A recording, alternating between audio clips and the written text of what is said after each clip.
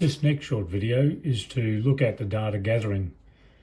So when we've got the Kinevia program up, we load onto it the video clip from the 5D. First step is to get the angle dividers, and we carefully establish our horizontal. It's an artificial. Adjust it so it picks up a straight line where possible, and then we pick up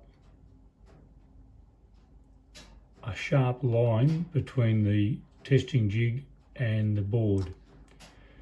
Once that's done, then we need to start the tracking and play the clip. You can see the rope coming down, that's the test pull.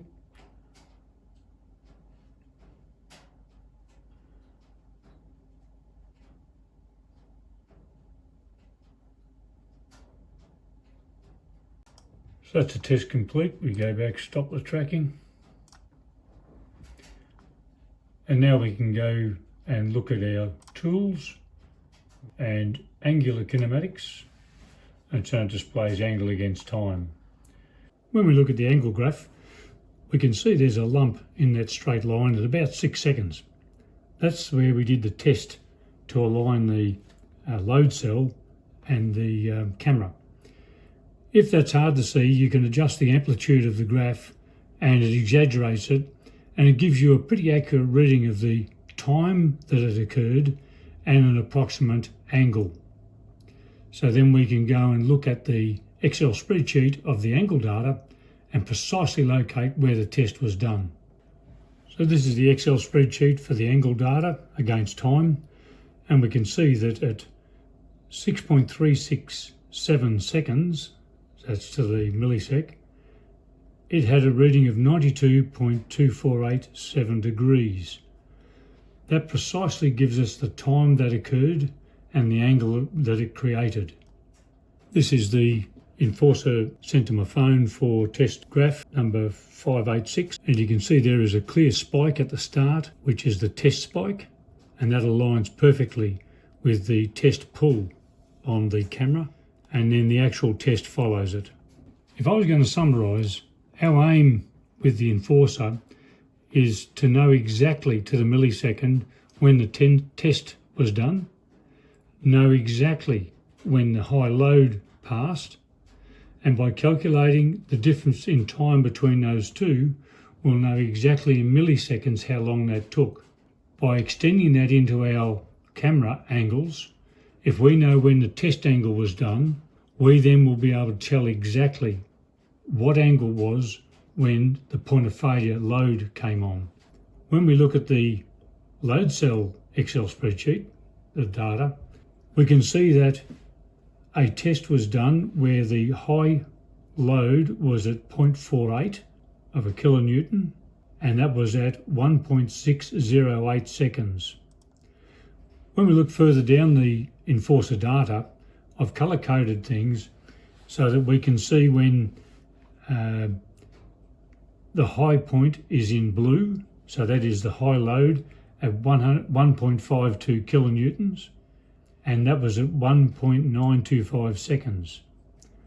In the maroon or orange, I've actually picked 50% of the high load, which is 0.76 kilonewtons.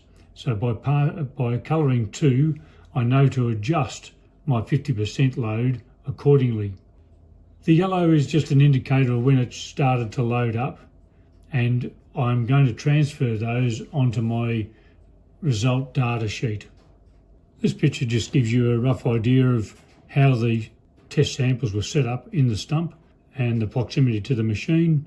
The two ropes from either side of the top are so that the hinge brake device doesn't hit the ground every time it comes off. It's able to pass through its arc without being resisted, but doesn't hit the ground. And with the two blue 2-ton straps on it, they were improved to the chains in due course. With each of these samples being tested, we also took 2 photographs of the broken hinge, one from above so that we could count or look at the cross-sectional area of the broken bit and identify what was compression and what was tension wood in that break. The other one was from a profile to ensure we could see what amount of pulled wood was coming out of these samples. The other was an information board, and that was filled out following each test, and in that had the number of the test, the date, the hinge length and thickness. Often we had to average those if there was any variations.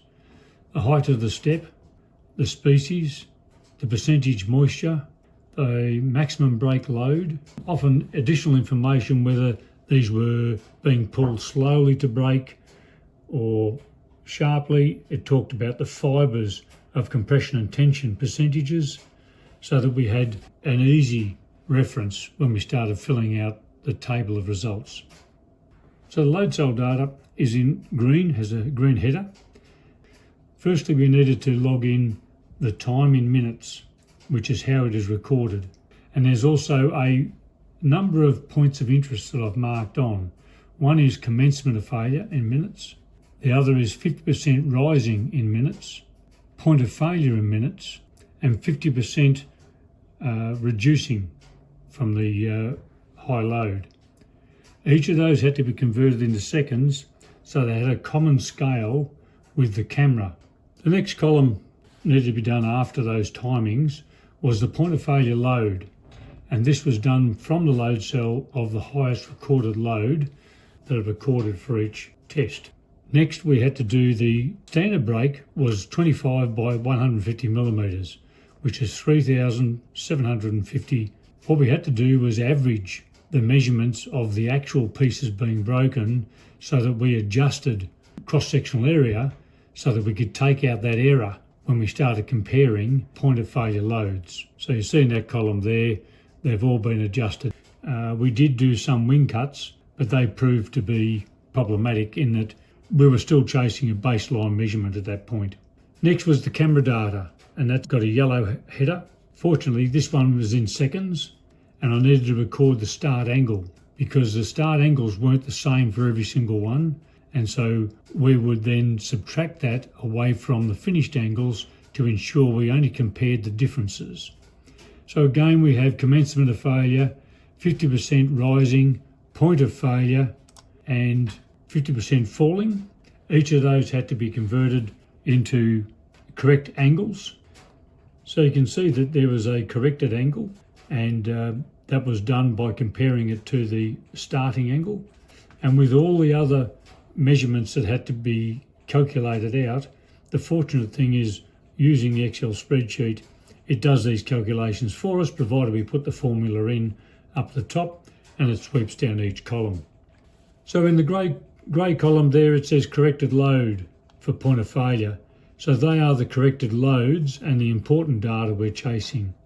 This one gives you a sense of what the spreadsheet was like earlier on. You can see that these ones in yellow were some of the early tests done, and they have large gaps of missing information. So they really didn't provide much information for us except for the average sample cross-sectional area.